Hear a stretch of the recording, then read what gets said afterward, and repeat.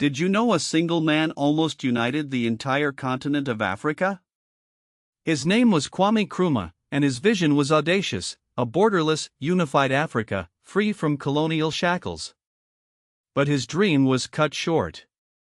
This is his story.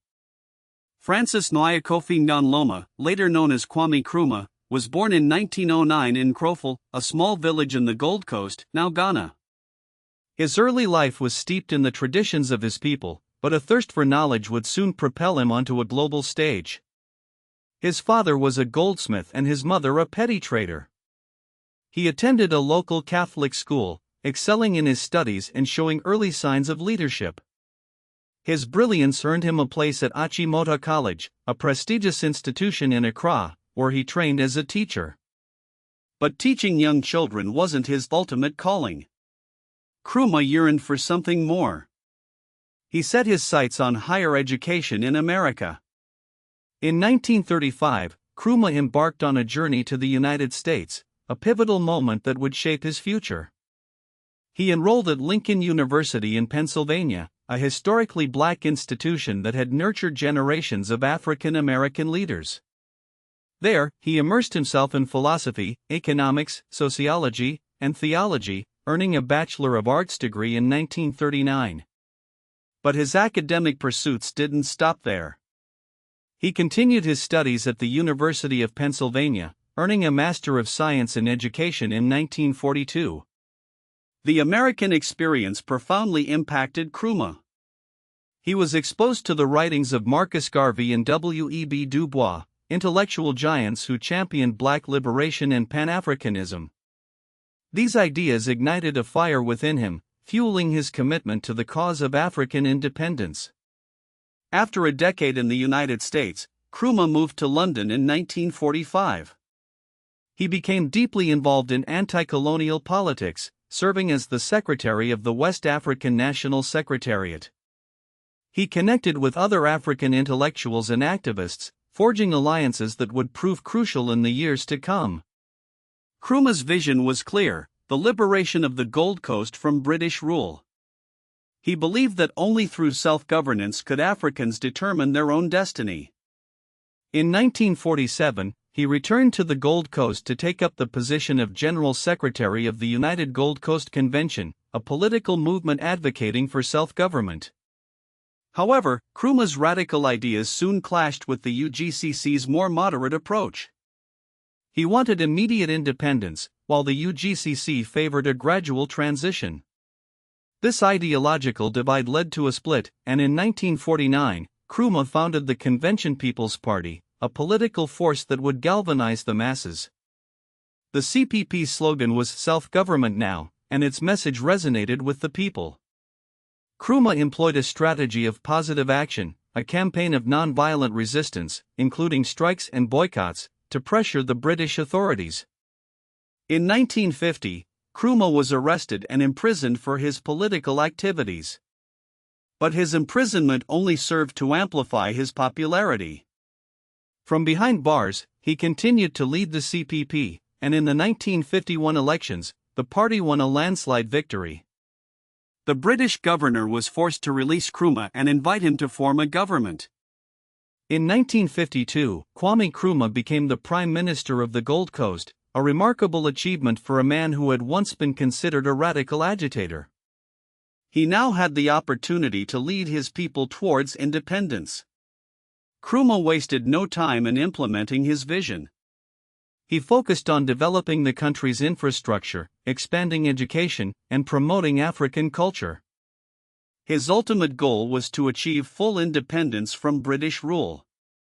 On March 6, 1957, Nkrumah's dream became a reality.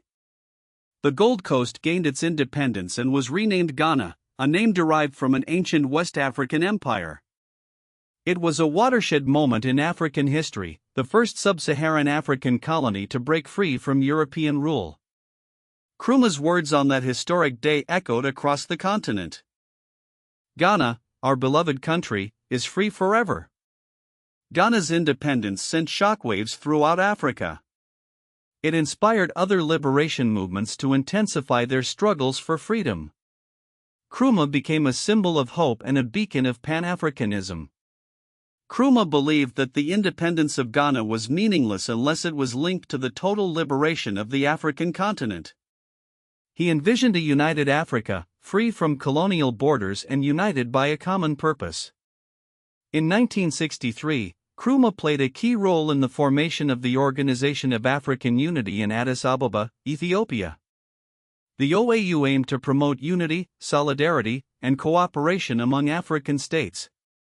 It was a significant step towards Nkrumah's dream of a united Africa. Nkrumah understood that political independence was not enough. He believed that economic independence was equally crucial. He embarked on ambitious development projects, including the construction of the Akasambo Dam, a hydroelectric dam that was intended to power Ghana's industrial revolution. However, Nkrumah's rule was not without its critics. He became increasingly authoritarian, suppressing political opposition and consolidating power. The Preventive Detention Act of 1958 allowed him to detain political opponents without trial, a move that drew condemnation from human rights organizations.